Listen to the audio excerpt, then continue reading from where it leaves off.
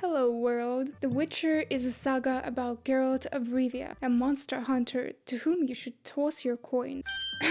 A monster hunter who makes living killing monsters while constantly dealing with human ones. The saga follows him as he travels from place to place, getting caught up in all sorts of problems, from contracts with monsters to conflicts between people. There are books, games based on them, and even a Netflix show. But today we are going to focus on the games, or rather one of them. There are 3 games, and The Witcher 3 Wild Hunt is the most popular out of all 3.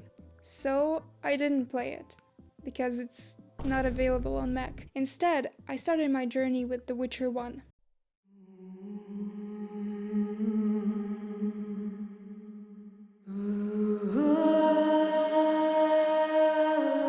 This video is going to be my little review. I'll talk about my experience playing it, mention the jokes that appeared during the gameplay, and believe me, there are a lot of them, and walk you through the story of the game chapter by chapter. But before I do that, I want to mention my relationship with The Witcher. I haven't read the books. Before I started playing, I had only watched 1 season of the show back when it was released, and after that I forget that it even existed. So I'm just getting into this Witcher world. Though I watched 3 seasons while playing the game, so I know about the show a bit more now. I've also heard a lot how the Witcher series are different from the books. Maybe one day I will read them and will understand the hate around the show more. But for now, get comfy. We are going to Vizima.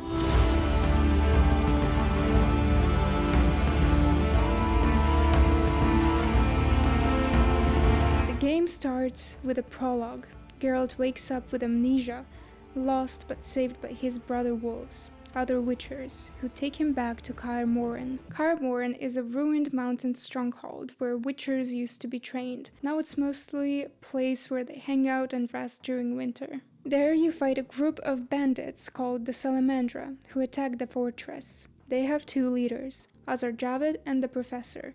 Unfortunately, they steal Witcher's secret mutagens, and Leo, one of the Witchers, dies. You also meet Triss and learn how to make potions by brewing one for her after she's wounded after the attack. I'll tell you about her later. This is the part of the game where you swallow your first swallow, learn some basics of the game, and get familiar with the combat. You learn that the silver sword is for monsters and the steel one is for humans. There are 3 fighting styles: quick, strong, and my favorite, group style, which lets you injure multiple opponents at once. Later on in my playthrough, it turns into the group technique joke.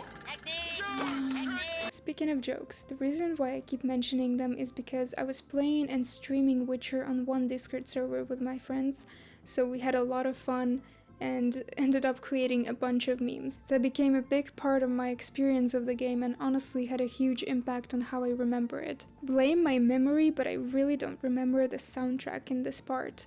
It was just the beginning for me and nothing stood out that much. For a prologue, it's good. It doesn't throw a lot of things that you'd need to remember and overwhelm you with things to do. So it was chill, but I have a feeling like something is lacking, so I'll give it a D. And very quickly we are moving to chapter 1. You are moving to the outskirts of Vizima to find more information about Salamandra. But suddenly a magical child appears, aka a source, and prophesies that the world is going to be destroyed. How beautiful. You also learn of an ongoing conflict between the Scoia'tael and the Order of the Flaming Rose, a knightly order who can be harsh towards non-humans. Still dealing with amnesia, you run into old friends you don't fully recognize, make connections with people around the outskirts, and begin piecing together hints about the fate of your fellow Witcher Berengar, while trying to figure out how to get to Vizima safely. This is also where the game teaches you that nights are more dangerous than days. Once the sun goes down, it's time for the monsters to show up. That's why by the end of the game I mostly skipped time by meditating, unless it was really important for the quest. Geralt is a big fan of meditation, so that's why you'll have to do it a lot in the game. You can meditate near a campfire, which you can light up with flint, or as one smart person told me a little bit later, by using the Igni sign. Only during meditation you can upgrade Geralt's abilities, brew potions, or like I said, switch the time of day. Signs that I just mentioned are the Witcher's magic power. You can gradually collect them all throughout the game. There are 5 signs that you can use in Witcher 1. Ard, my favorite Igni, Irden, Quen, and Axii. I kept forgetting what each sign was for, so I just kept using the two that I remembered for sure, Ard and Igni. I never thought how much this part of the game would stick with me after finishing it. I think it was the coziest chapter since I was figuring out how to play, didn't know anything, and was just excited to explore more. The game is an open world, though of course it's not as big as the games that are released nowadays. Nevertheless, even this was too much at first because I've never played an open world game like this before. I was very confused in the beginning and everything just kept distracting me. I felt like I really needed a structure, but with time I got used to it. As I had to go through the same paths over and over again, I got familiar with the terrain, the map, and the characters. One thing I realized I like about this game is how you get familiar with the world as you start doing quests. Less relevant information to the plot, but something I didn't expect at all, is cards. It all started very romantically. I just wanted to drink wine with a woman in the evening as they flashed me with a naked woman on the card. Apparently I missed one card back in prologue, so I found out about the hidden treasure of The Witcher a little bit later. There were a few more cards later in the chapter, but this first time was unforgettable. I think it was the beginning of my Witcher innocence slowly disappearing in the game. As the chapter was coming to an end, I found my favorite Olaf the innkeeper dead in the inn, then slept with Abigail in a cave, the woman who was involved in one quest with the crazy child and looked after him. We're alone, we have some time. I was drawn to you from the start. Killed my first boss called the Beast, who kept letting his dogs out, and then moved on to the second chapter. A tier. I considered it being an S, but I'm very judgy, so just bear with me. The Treasure of the Witcher, and the longest chapter in the game, Chapter 2. You are now in Vizima's temple quarter. In the journal entry, Geralt describes it like this. Temple quarter of Vizima is strangely reminiscent of a quarrelsome, dirty prostitute, who, despite her disagreeable appearance and personality, remains somehow alluring. And that's pretty accurate. The city is poor and dirty, prostitutes stand around trying to get by, and I have to admit, she's really trying. That's why I always gave her what she wanted. There are lots of poor kids not hiding their opinions about you. Well, just like everyone else in the game. Ew, you're weird. You're huge and ugly. Your hair's like milk. How come? And old people constantly complaining about life, but somehow it still has this strange feeling. Or maybe it's just the music, I don't know. It's the beginning of your investigation of Salamandra's influence in the city. You take on the role of detective, following clues, questioning suspects, and trying to figure out who sent assassins after you and who is secretly helping Salamandra. There are a few other new locations. One of them is the dike, from which you can go either to the temple quarter, or you can pay 5 orens and go to the swamps. There is no freeway yet, but if you are as rich as me, then it won't be a problem. There definitely wasn't a single time when I had less than 5 orens in my wallet. Definitely never happened. This chapter is where I started getting into the Witcher's life. Alcohol, drugs, prostitutes, gambling, and beating people's asses. I know I didn't just suddenly start talking about a GTA game. This is just how I spend my day as a Witcher. Monsters, saving the world, helping people. Here's 250 orens, give me the card. I even got an all-time discount that allowed me to pay just with flowers. Now, was it a frequent customer discount or a discount because I'm so good and I saved one of their workers? I don't know, you decide. But seriously, if you're not doing at least one of these things as a Witcher, you're missing out, big time. You're not getting into the character. You'll never understand what it's like to be a Witcher, because kicking ass is so fun, and Geralt enjoys it too. Just look at him. He's so happy. There is also a church in the middle of Temple Quarter where Shani works. And no, this is not a Peter Pan. This is Shani. We met her back in chapter 1, but I haven't told you about her yet. Shani is a red-haired medic and another one of Geralt's interests. There are 2 locations where you can find and talk to her. It's either church in the afternoon or at night at her house. Of course, getting into someone's house in the middle of the night while they're sleeping is rude. That's why you'll have to deal with the guard grandma. One of the best characters, strong, independent woman who probably went through a lot and can even outdrink a witcher. No matter how tough Geralt seems to be, even he suddenly gets obedient near her. What? You drunk? Not true. I don't remember how, but eventually she started calling me handsome. I'm sorry, Grandma. I like Shani more. And she has a card. A few characters from the city part that left a mark in my memory are Thaler, with whom I could do some Plowing business? He's probably my favorite character. It's the cocksucking guards. Stubborn ass fella, aren't you? Out fucking standing, a real goddamn magician. Carmen, I could never sleep with her, but she was always up for some gambling. Plus, because of her, I got my discount. Remember her. Zoltan. He is a dwarf and Geralt's friend. We met him back in chapter 1 as well, but I remember him more from the second chapter. And he's also up for some gambling. Now, let's travel to the swamps, shall we? It's a huge place where every path looks similar, and you feel your socks getting wet just from looking at the screen. It's got everything you need. Herbs, what feed, drowners, whose names I just kept reading as downers for some reason. But Bloodseeker? How do you even say that? Wolves, wyverns, more grannies, Gramps. Run away from Gramps, because he's gonna eat you. And there's no dirty meaning here. He's a cannibal. He will literally eat you. Brickmakers, the guy. Well, you know, all the usual stuff. Nothing you wouldn't see in real life. And it's already chapter 2. After playing for a while and killing all the downers in the area, you might get a feeling like you should just go already and touch some grass.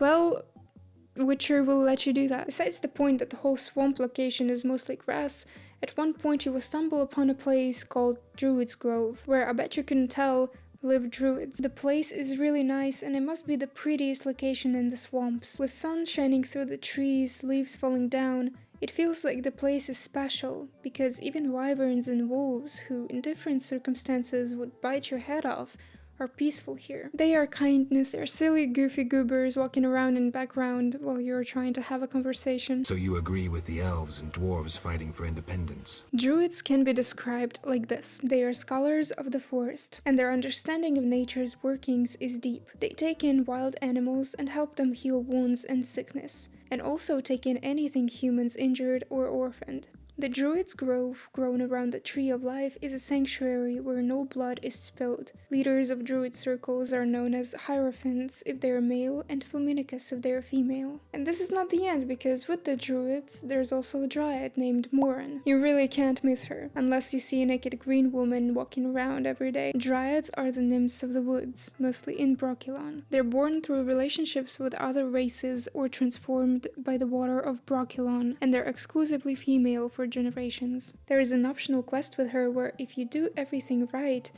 you can literally touch grass and get a card. In my playthrough, I messed it up. See, I thought if I start flirting with her, she will be like, go fuck yourself. I thought that she would think that I'm a rude witcher with no manners who didn't even take her on a date. But turns out, all she wanted was me to touch her grass. I was disappointed. And even after that, I could still sleep with her. But I made a very stupid mistake by going and talking to Vaska. From that moment, Vaska became my mortal enemy. No kidding. So I lost my chance to get a card. God, I missed such a great dialogue. It's funny because the green woman became a huge joke to me and my friends who watched me play. I had to visit her at least once every time I streamed because, you know, you gotta visit your wife sometimes. And ever since that first encounter, touching grass became a code phrase for playing Witcher. Definitely a life-changing character. I can now even prove my professionalism with the new Discord avatar that I got. Big fan of touching grass, yes. There with druids, you also meet Yevon, an elven Scoia'tael commander. He's one of the non-humans leaders operating in and around Vizima, organizing attacks against humans and the Order of the Flaming Rose. Through him, you see the Scoia'tael side of the conflict more clearly, their anger over discrimination, but also how far they're willing to go. Depending on your choices, Geralt can work with Yevon or oppose him, which affects how this part of the story plays out. Big and very interesting chapter where a lot of things happen, plus a generator of memes. It deserves an S. At the end, Geralt encounters Azar Javed and the Professor again. They attack and knock Geralt unconscious. You slowly open your eyes and see barely naked Triss talking with someone through a mirror. Welcome to Chapter 3. Meet Triss Marigold. Does the name sound familiar? We brew a potion for her back in the prologue. She is a red-haired sorceress and one of Geralt's closest allies in Vizima. In Chapter 3, she helps him understand the political and magical situation in the city, offering guidance, information, and support while he's still suffering from amnesia. It's clear they have a close history, even if Geralt doesn't fully remember it yet. Once Geralt regains consciousness, he finds himself in the bedroom of her luxurious trade quarter home, and it's the new location, a rich part of Vizima. You can now travel between trade and temple quarters and the swamps using 4 portals. One in the elven ruins in the trade quarter sewers, one in Triss Marigold's bedroom, one in Kalkstein's lab in the temple quarter, and one in the mage's tower in the swamp. I haven't told you about Kalkstein yet. He has an L in the name, in case you hear something else. He is a master alchemist that we met back in Chapter 1 and had in Chapter 2. After opening the tower in the swamp, it became Kalkstein's main base of operations for a while. He's also good for trading. The trade quarter is probably my favorite location in the game, accompanied by the soundtrack that I like the most from the soundtrack playlist for Witcher 1.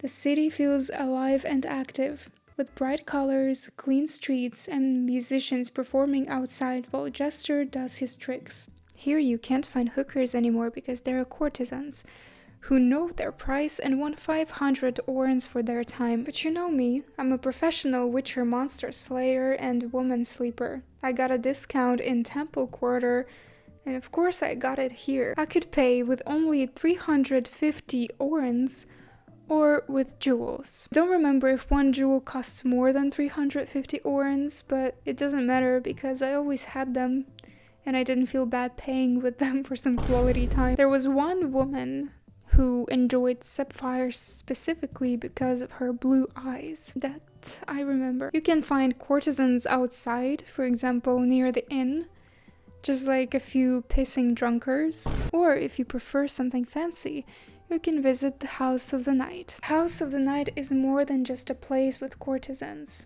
On the upper floor you encounter Bruxay and Alps, a type of higher vampire appearing as women. They lure Geralt in, and after the encounter you can receive a vampire card revealing that not everything in the house is what it seems. From this chapter, vampires become the monsters that you can kill or that will kill you. Depends on your skills. Let's continue with the actual plot of the game. Geralt keeps hunting the Salamandra while dealing with Alvin, the magical child whose powers are becoming dangerous and unpredictable. The Scoia'tael start attacking more openly, forcing Geralt to confront them directly. You eventually meet Princess Ada, Foltest's daughter. Geralt already saved her once from a curse that turned her into a monster. That's mentioned in the story that's told at the very beginning of the game. You uncover evidence that she's now working with the Salamandra. During a confrontation with Azar Javed and the Professor, Geralt kills the Professor, and when Ada tries to have him arrested, Triss steps in and teleports him to safety. Before you teleport, you have an important decision to make. Which redhead? 2 redheads, 2 women that you've romanced. Now you have to pick only one, unfortunately. So, who will it be? Shani or Triss? Because at the end of the chapter you have to choose someone who will look after Alvin, someone who will help him control his powers and guide him, someone who you will have family with. I'm not really sure how this is connected, but it doesn't matter, just pick one lover. My whole gameplay was leaning toward Triss, so I just decided to go all in and chose Triss. There was another fun side quest in this chapter related to Carmen. She's the madame of the Eager Thighs brothel located in the slums of the Temple Quarter, the one that gave me the discount. I told you to remember her. Turns out she has a husband, and unfortunately he was turned into a werewolf. Of course, I decided to help him, because who else if not me, you know? Plus, I completed almost all quests in this game. At some point, you have to make lycanthropy potion with the help of Kalkstein, but one interesting ingredient is missing: a virgin's tear. So there I was, walking around the city, asking every woman on my way if she's a virgin. I don't know why I couldn't just take kids' tear. Like, it would make sense, right? Are kids even that important? I mean, there were plenty of them. And I killed one in the end anyway. I like this chapter a lot because of the new music and the city. So it's definitely an S in a good way. And welcome to the 74th Hunger Games. Just kidding, it's just chapter 4. You really believe that? It's the middle of the night, you fall from a hole in the air, and people don't really give a fluff. You are now at the lakeside. When I saw the location for the first time, I really loved it a lot. Night lake vibes and the music that plays there were really pleasant, though I enjoyed it a bit less in the future, but I'll get to this a bit later. Right now, let's go through the plot. Geralt finds himself far from Vizima with Dandelion, Alvin, and in my case, Abigail, because I saved her back in chapter 1, still at his side. Dandelion must be the last one of the season.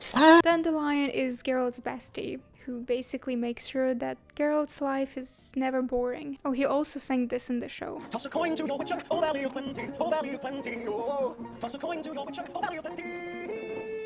The boy's strange magical powers continue to trouble everyone, so Geralt gives him a special amulet to keep them under control. Eventually, the simmering conflict between the Order of the Flaming Rose and the Scoia'tael reaches this new location across the lake from Vizima. During the fighting, Alvin gets scared and teleports away, disappearing from the story once again. I personally didn't mind that at all. This kid just kept following me everywhere, and I wasn't ready to be a father. I had so many cards to get. In this chapter, you explore a few new locations: Lakeside, Murky Waters Village, the fields for more grass thatching, and the Black Tern Island. All of the previous locations are not accessible. The characters here are very interesting. I'll start with the Vodyanoi. You meet one Vodyanoi priest in the lakeside. Vodyanoi is an intelligent race of fish-like people living in the lake with their own religion and priests. They worship Dagon, an ancient god of the deep who protects their people and their waters. When humans disturb the lake, it angers the Vodyanoi and their god. Geralt gets involved by trying to deal with the situation before it turns into bloodshed, and depending on how he handles the situation, it can end peacefully or violently. In my playthrough, Dagon died. Actually, somewhere around this chapter, I started losing track of what was actually going on. I know my skills at talking and playing at the same time aren't great, but I just broke at some point. This is where I don't even remember making choices. I just clicked, then someone died, and then turns out I could play this differently. So, yeah. Also, Berengar, who Geralt thought was dead, turned out to be alive, and in 4th chapter we meet him. And depending on your choices again, he can live or you can kill him. Guess what happened to him in my playthrough? He died as well. Again, I could let him live, but interesting dialogue options lead to death. Rest in pieces, Berengar. I think it's time we move on from some unplanned deaths and talk about something else. Green Woman, for example. No, it's not Morin, unfortunately. This is a Naiad. Second green woman in the game. You might say she looks exactly like Morin, but actually, her skin color is lighter green color than Morin. In general, the Witcher game just sprinkled a bunch of same models and made them different characters, so don't be surprised. This Naiad that we meet is a loyal servant of the Lady of the Lake, skilled in healing, and after completing a quest with her, she even became my personal healer. Yeah, I couldn't stand her beautiful face. I needed to be healed. Naiad is a name of the species. They are nymphs of lakes and rivers and can be also known as rusalki. Like their wood cousins dryads, they are exclusively female and sometimes said to kidnap human girls to transform them into more nymphs, though they prefer more traditional ways of reproduction. Earlier I mentioned Lady of the Lake. It's another naked character, but she is censored with her hair. You can tell tell this girl is a fan of Hairspray. Basically, she's a goddess worshipped by both the people of Murky Waters and the Vodianoi, even though those two groups don't really get along. She lives in a quiet, shallow part of Blackturn Island, surrounded by lily pads. Geralt can meet her there to ask about things like destiny, her servants, or to get a card, because why not? This chapter introduces you to new monsters such as Noon Wraiths, giant centipedes, and Devourer. And let me tell you, when I saw the name Devourer somewhere far on the screen, I did not expect it to look like that. Also, another lesson I learned in this game is if it throws a lot of rings at you, it means that soon there is going to be a woman who will want one. At some point I had a lot of rings in my inventory for some reason, and after I sold most of them, I met a girl who wanted the exact one I had just sold. I don't get why women in The Witcher keep asking for rings. They make it sound like there's something deeper than it's just me paying for sex, but okay, if that makes them feel better. From the first minutes on the lakeside, I enjoyed the atmosphere a lot. Completely new location, peaceful night view on the lake from the shore, and night ambience supported with a new soundtrack. Ambiance. Later, as I started exploring the fields, Murky Waters village, and the Blackturn Island, it felt like I would be lost in the locations, just like in the beginning, but as I got used to it, it started feeling a bit empty. I guess I started feeling the disconnection from the city that Geralt was going through, because I started missing old locations and wanted to feel the good old city ambience. On one hand, all these fields can feel atmospheric, but at some point of my playthrough, I just wanted to get out of there. If I was there, I would go crazy. I'll give it an A. Brace yourself as we are walking to the chapter 4. Chapter 5 begins in King Foltest's castle. Geralt is brought back to Vizima as the city is falling apart and the conflict is turning into a full-scale war. Foltest informs Geralt that Princess Edda's curse may have returned, and once again asks him to deal with it. In return, the king promises information about Salamandra and Azor Javed. You could talk to Triss there, and I think this is the moment when I decided to go all in 100%, and Geralt realized that Triss is the love of his life. I really loved this location, though King Foltest definitely has a unique taste. The luxurious castle looked really nice and it felt peaceful there, so I definitely enjoyed it. Before going to Old Vizima, you can use Dandelion as temporary storage, and after that you won't have access to it for a whole chapter. In other chapters, you could always visit an innkeeper and take or leave your items at any time of your gameplay. Here you can't. It's uncomfortable, but definitely playable, at least on normal difficulty. But now I know that there is a mod that turns Dentist into an innkeeper. About Dentist a little bit later. Chapter 5 takes place during a full-scale conflict between the Order of the Flaming Rose and the Scoia'tael. Vizima is on fire, non-humans side with the Scoia'tael, and the fighting is no longer limited to the outskirts. The only locations Geralt can explore now are Old Vizima, the Swamp Cemetery, and the Old Manor area. All previous locations are no longer accessible. Do you remember when I said that I stopped really thinking and just went with the flow? Yeah, same thing happened here. I honestly don't know what state of mind I was in because I ended up taking a completely different path that I planned. I was also rewatching the show at that time and I learned that Geralt usually avoids politics and tries to stay neutral. That felt like the most in-character option, but I was scared that I'm gonna miss out on some interesting content, so I wanted to pick a side. Scoia'tael felt like the one I wanted to go with, but I kept hesitating. And then at the end of chapter 4, the game makes you choose through dialogue who you'll side with later on. Somehow I ended up choosing the Order of the Flaming Rose. Didn't even fully realize that I was locking myself into that path at that time, but that decision carries over into chapter 5 and the rest of the game. As I mentioned before, Vizima is now on fire, and that means goodbye high FPS. I'm gonna miss you. The game lagged a bit when I was near burning houses, but it's okay. I survived. So did my Mac. There was a hospital in the town where I met Shani, who was still mad at me for choosing Triss, and eventually I met my favorite dentist, my bestie with a really good nose. You could even say he knows his sniff. No pain in your teeth, schmerz, sein, dentist. Geralt of Rivia, Witcher, immune to cavities. And he has a quest where if you complete it, you get a really good sword, but for that, you need to give him different kinds of unique teeth collected throughout the chapters. I also completed the quest for the Raven armor, so now I was a hot, sexy Geralt with new armor and one of the best swords in the game.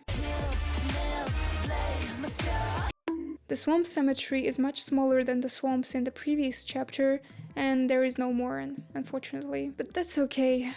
There's a war, so It's understandable. I forgive her. This is the location where the crypt is and where you have to deal with Ada. As I said before, she's turned into a Striga again. A Striga is a human woman transformed into a monster by a powerful curse. In Ada's case, the curse comes from political intrigue and dark magic, and it was never fully resolved in the first game, only suppressed. As a Striga, she's driven by rage and instinct, filled with hatred toward all living beings and attacking anything that moves. She hides during the day and comes out at night, especially during a full moon, to hunt. And of course, decisions again. Kill her or try to lift the curse and save her. And of course, if the game gives me this choice, I killed her. I see red circle, I kill red circle, okay? She was the red circle. In some cases, I run away, but here I couldn't really do that, could I? In the end, I went to the old manor, and it was my favorite place in the whole chapter. I loved the atmosphere, the place surrounded by water, and I liked that you could go up that hill. This is also the place where you meet mutants created by Salamandra. These are humans who were experimented on using forced mutations and alchemy,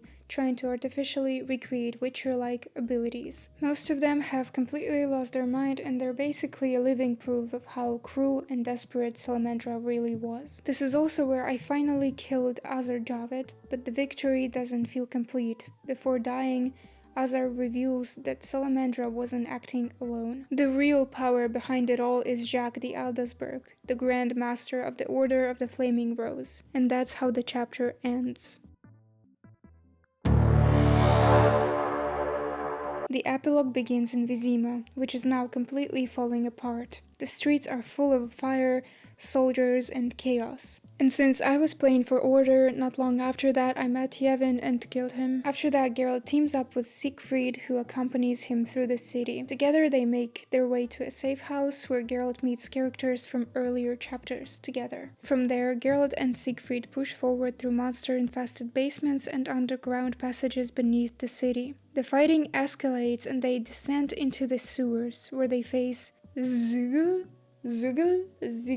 I forgot how to say this name. This part was really funny to play because I kept clicking on Siegfried by accident, and the same dialogue where Geralt asks about this creature kept replaying. Like, Geralt, I know you have memory problems, but I didn't know that it was that bad. By the time they reach the cloister, Siegfried is badly wounded and can't go on, leaving Geralt to continue alone. Inside, Geralt finally confronts Jacques de Aldasburg. During the fight, Jacques teleports him into a vision of a ruined future, a destroyed world that mirrors the prophecies mentioned throughout the game. Everything looks like an ice age. The land is frozen, you're surrounded by snowy mountains, snow, and even more snow. Jacques explains that this is the future he's trying to prevent. His plan was to use Witcher mutagens to create a race of enhanced humans, guardians strong enough to protect humanity from that fate. As you move through this frozen vision to reach him, you have to fight these so-called guardians, humans who have already been transformed by the same process. Triss is by your side during this fight, helping you deal with the mutants. Our first boss fight together, so cute. After defeating the Grandmaster, Geralt notices that Jacques is wearing the same amulet he once gave to Alvin. Turns out, Alvin didn't disappear. He traveled through time, grew up, and became Jacques de Aldasburg, the Grand Master of the Order. So yeah, that's what I meant in the joke about killing the child. Are kids even that important? I kill one in the end anyway. Now, finally, everything is over. The final cutscene shows Geralt in King Foltest's castle accepting his reward for killing the Grand Master and putting an end to Salamandra. But as he's about to leave, Geralt notices that the palace guards are lying unconscious. He rushes back to King Foltest and finds him under attack by a lone assassin. Geralt manages to defeat the attacker, and when he removes the assassin's mask, he notices very familiar cat eyes. Witcher eyes. This is the end of the game, though there are additional stories that you can play afterward. Most of them were made by fans, but only 2 were made by CD Projekt Red. These are The Price of Neutrality and Side Effects. I only played The Price of Neutrality, where the story is happening in the surroundings of Kaer Morhen. I won't get into the plot here, just want to say that I played it late at night and the landscape of Kaer Morhen was amazing. It was so relaxing just walking around the castle and exploring how the area looks like. It was very pretty. Abso-fucking-lutely beautiful. I skipped Side Effects because I was too impatient to try The Witcher 2. I give Epilogue C. C to the OC. Oh, that's me, Lord have mercy. The Witcher 1 feels like a very atmospheric game to me. It's the kind of game that fits well with rain outside, sitting at home, warm, and letting yourself sink into the music and the world. Even though it came out in 2007 and the graphics are clearly dated, it still has a lot of charm and turned out to be more addictive than I expected. And the game being old was one of the reasons for me not to play it. I'm not a fan of old movies and games, but I really don't regret playing it. And because I streamed my playthrough on the Discord server, I played on the lowest settings because my Mac can't handle more. Even then, the atmosphere held up well. On higher settings, it looks even better, of course, but it feels like the game never depended on visuals alone. It's still enjoyable to play, and once I got into it, it was easy to lose track of time. I was very neutral about the game in the beginning. I wasn't expecting it to be especially good or bad. I was trying it for fun. At first, it didn't feel like something that would leave a lasting impression, more like a game I'd play for a while and then move on from. Looking back, I think that neutrality actually helped. I was just having fun and experiencing the game without comparisons or preconceived ideas. The soundtrack and overall atmosphere brought up some comforting feelings. Music, village, the old town, and ambient sounds, all of it created a familiar, soothing mood. It wasn't tied to a specific memory, just something recognizable, as if it unlocked a feeling from somewhere in the subconscious. It was my first time playing Witcher, and yet I felt like I had a little bit of nostalgia, as if it's a game from my childhood. I really don't regret playing it, and I totally just got sucked into the Witcher universe because now I just want more. I'm already playing The Witcher 2, and so far I'm really enjoying it. It's fun to see how I went from, yeah, give me the spoilers, I don't really care, to no spoilers. No spoilers. Maybe I'll make a review like this for the second game. Let me know if you'd like to see it. If you've played The Witcher, tell me what you think of the game. And if you haven't, let me know if you would like to play it and what you think about the game just based on this video. Thank you for watching. Take care. Toss a coin to your Witcher, oh value plenty, oh value plenty, oh. Toss a coin.